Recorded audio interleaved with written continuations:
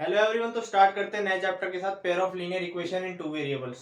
तो ये जो अगला चैप्टर है इसमें हम क्या पढ़ेंगे, इसमें हम बेसिकली पढ़ेंगे अपन टू वेरिएबल्स की दो इक्वेशंस होंगी, उनको सॉल्व करना पड़ेंगे, उनके बारे में पढ़ेंगे, उनके सॉल्यूशन के बारे में पढ़ेंगे।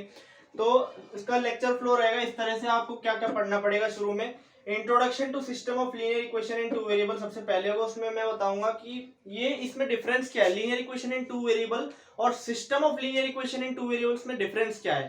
ठीक है, तो इसके और कुछ इंपॉर्टेंट पॉइंट्स बताऊंगा जिससे आपकी कंसेप्चुअल क्लैरिटी बढ़ जाएगी। उसके बाद आपको कंसिस्टेंट एंड इनकंसिस्टेंट सॉल्यूशंस के बारे में बताऊंगा, जो कि नेचर ऑफ सॉल्यूशंस के बारे में मतलब मेन बात होगी, इसके सॉल्यूशंस का नेचर कैसा है। ठीक है, उसके बाद पढ़ेंगे graphical way to solve these equation, तो ग्राफिकल वे पढ़ेंगे। उसके बाद अलजेब्रा से कैसे सॉल्व करेंगे उसको। तो ये तो दो तरीके हैं ना ये सॉल्व करने के लिए, और ये जो दो है ये पर्टिकुलरली बेसिकली इंट्रोडक्शन मान सकते हो, ये मतलब कोर है मतलब इसका। ठीक है, तो इसके साथ ये दोनों आगे पढ़ाएंगे, ये दोनों आज पढ़ा देंगे और ये फर्दर लेक्चर्स में पढ़ा देंगे। ठीक है, तो आगे बढ़ते हैं इसके साथ ही। ठीक है, तो अगले स्टार्ट करते हैं फिर इस चैप्टर को। बहुत ही इंटरेस्टिंग चैप्टर है ये, आपको बहुत मजा आने वाला है। इसमें क्वेश्चंस भी बहुत अच्छे बनते हैं और बहुत ही प्रैक्टिकल चैप्टर है एक तरह से। बहुत प्रैक्टिकल चैप्टर कैसे है, जैसे आपने शुरू में पढ़ा होगा इन क्लास 6th और एनीथिंग, मतलब ax plus B equal to 0 एक लीनियर इक्वेशन होती है। ये इक्वेशन इन वन वेरिएबल है भाई, इक्वेशन इन वन वेरिएबल है और लीनियर है। Linear equation in one variable. Linear equation in two variable कैसे होगा, ax plus B Y plus C is equal to 0। तो ये linear equation in two variable होगा, linear equation in two variable. ठीक है, और ये सिस्टम का मतलब क्या हुआ, सिस्टम का मतलब हुआ अपन को दो इक्वेशन दी गई है, a1x plus b1y plus c1 is equal to 0 पहली equation, a2x plus b2y plus c2 is equal to 0 दूसरी इक्वेशन। ये हो गया pair of system of linear equations in two variable, system of linear equation. तो system of linear equation का क्या significance है, इसकी क्या प्रैक्टिकल एप्लीकेशंस है, इसको पूरा छान मारेंगे। मतलब linear equation in two variables. ठीक है भाई, क्लियर है, ये बात क्लियर होगी, बहुत आसान है। ठीक है, आपको डिफरेंस पता चल गया इनके बीच में। एक और पॉइंट मैं आपको बताता हूं, एक पॉइंट इंपॉर्टेंट ये है कि आपको ये पॉइंट पता होना चाहिए कि जितने नंबर ऑफ वेरिएबल्स होते हैं उतनी ही नंबर ऑफ इक्वेशंस चाहिए होती है उन वेरिएबल्स को निकालने के लिए।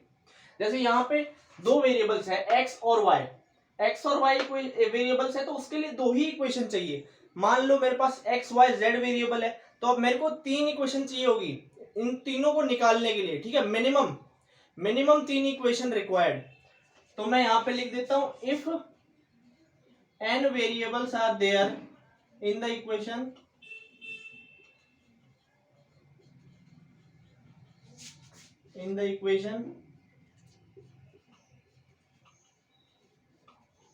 then minimum of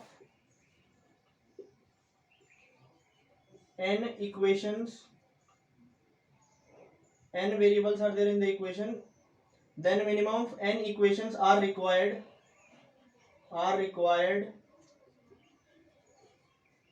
to solve them। मतलब n के n को निकालने के लिए n तो मिनिमम चाहिए, उससे ज्यादा हो तो कोई फर्क नहीं पड़ता। ठीक है, तो आगे बढ़ते हैं इसके साथ ही, ये आपको बेसिक बता दिया मैंने। अब चलते हैं इनके सॉल्यूशंस कैसे होते हैं, इस तरह से कि इनके सॉल्यूशंस निकालेंगे वो तो अलग बात हो जाएगी, अलग लेक्चर्स में देखेंगे। अपन मेनली सॉल्यूशन के नेचर के बारे में पढ़ेंगे और बहुत सारी चीजें सीखेंगे। ठीक है, तो इक्वेशंस जो होती है ना, जैसे a1x plus b1y plus c1 is equal to 0 और a2x plus b2y plus c2 is equal to 0, ये दो इक्वेशंस है सिस्टम ऑफ लीनियर इक्वेशन। तो इनके है ना बेसिकली या तो इसका एक यूनिक सॉल्यूशन होगा, तीन ही पॉसिबिलिटी है, इससे ज्यादा कुछ नहीं हो सकता, यूनिक सॉल्यूशन होगा या नो सॉल्यूशन होगा या फिर इसके इनफाइनाइट सॉल्यूशन होंगे, इनफाइनाइट सॉल्यूशंस होंगे। ये तीन ही पॉसिबिलिटी है भाई, इसके अलावा कोई पॉसिबिलिटी नहीं है इन दोनों के सॉल्यूशन में।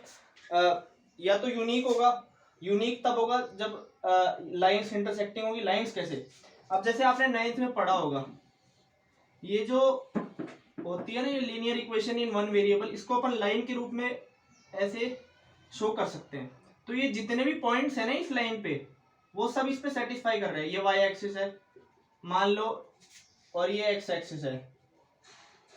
a1x plus b1y plus c1 is equal to 0, ये इक्वेशन है। इस पे जितने भी पॉइंट्स है, ये पॉइंट ये पॉइंट ये पॉइंट, इसके सॉल्यूशंस है, सब इसके सॉल्यूशंस है। जब अपन ने सिस्टम ले लिया, यानी एक इक्वेशन ये और एक इक्वेशन मान लो ऐसी है, कुछ ऐसी इक्वेशन है मान लो, और ये है a2x plus b2y plus c2 is equal to 0।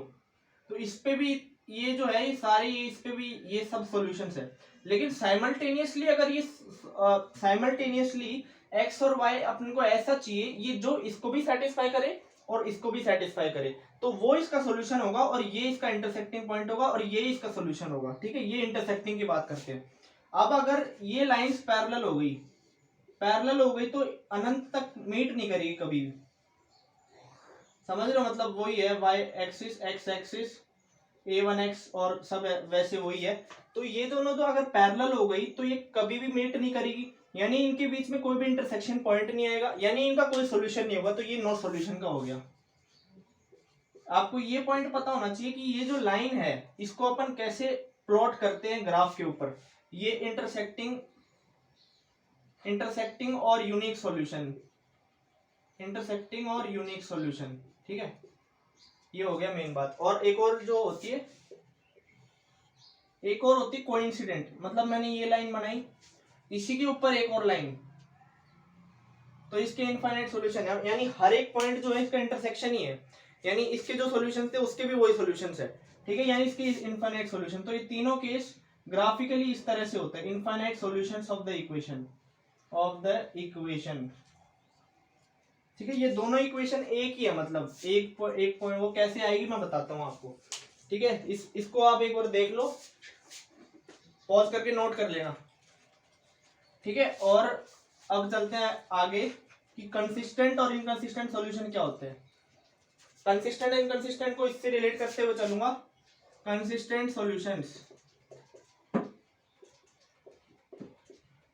Consistent solution का मतलब होता है at least one solution, at least one solution. और अपन ने तो पढ़ा है कि भाई या तो एक होगा या इनफाइनाइट होगा, यानी कि जो भी, मतलब ये वाला केस, एक तो इंटरसेक्टिंग वाला केस, और एक हो गया कोइंसिडेंट वाला केस, कि भाई ये दोनों जो कोइंसिडेंट है ना, ये वाला केस और एक ये वाला केस, ये दो वाला केस कंसिस्टेंट में आएंगे सॉल्यूशंस में, कि यानी सेम ही लाइन हो गई तो सारे इनफाइनाइट सॉल्यूशन हो गए, और ये इंटरसेक्टिंग पॉइंट हो गया। ठीक है, ये हो गया at least one solution consistent solution का। इनकंसिस्टेंट सॉल्यूशन कैसे होगा, इनकंसिस्टेंट सॉल्यूशन में फिर एक ही केस बचा, इनकंसिस्टेंट सॉल्यूशन में यानी पैरेलल लाइंस नो सॉल्यूशन, अनंत तक कभी मीट नहीं करेगी। ठीक है, ये नो सॉल्यूशन वाला केस हो गया जब पैरेलल लाइंस हो जाती है। ठीक है, पैरेलल लाइंस। अब इनकी कंडीशन बताता हूं मैं। अपन ने जनरलाइज वे में लिखा था a1x plus b1y plus c1 is equal to 0 और a2x plus b2y plus c2 is equal to 0। ठीक है, तो ये दोनों जो इक्वेशंस थी मेनली यही थी ना। तो इसमें कंसिस्टेंट कब होगा, कंसिस्टेंट कब होगा, कंसिस्टेंट कब होगा, कंसिस्टेंट होगा तब जब a1 by a2 is equals to b1 by b2 होगा। और इनकंसिस्टेंट कब होगा, a1 बाय a2 जब b1 बाय b2 के बराबर नहीं होगा। तो फिर सवाल नहीं उठता, फिर एक ही केस बचा सॉल्यूशन। इसमें तो एक ही केस है ना नो सॉल्यूशन का, इसमें दो केस है। अब ये भी दो केसेस में डिवाइड होगा, जब a1 by a2 b1 by b2 के बराबर हो और c1 बाय c2 के भी बराबर हो, तो ये इनफाइनाइट सॉल्यूशन की खासियत होगी, इनफाइनाइट सॉल्यूशन की खासियत। जब a1 by a2 is equals to b1 by b2 हो गया। ठीक है, उल्टा लिख दिया क्या, 2 मिनट रुको।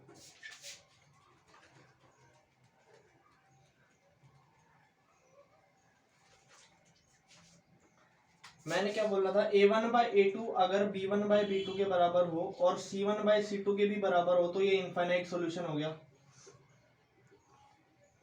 इनफाइनाइट सॉल्यूशन हो गया। a1/a2 अगर b1/b2 के बराबर हो गया और c1/c2 के बराबर नहीं हुआ तो नो सॉल्यूशन है।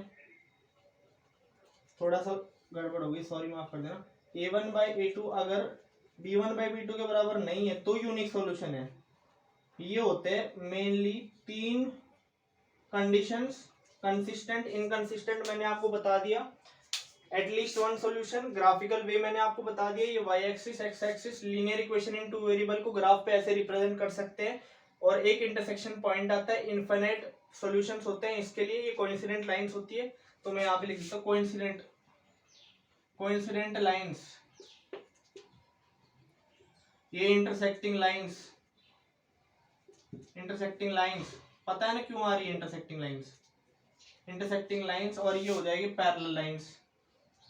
अनंत तक कभी मीट नहीं करे तो ये हो जाएगा, ठीक है, अनंत तक कभी मीट नहीं करे तो इनका कोई सोल्यूशन नहीं है। सिंपल सी बात है इसमें। ये इसको देख लो, नोट कर लो पॉज करके, और मैं कुछ बताता हूँ, ठीक है। तो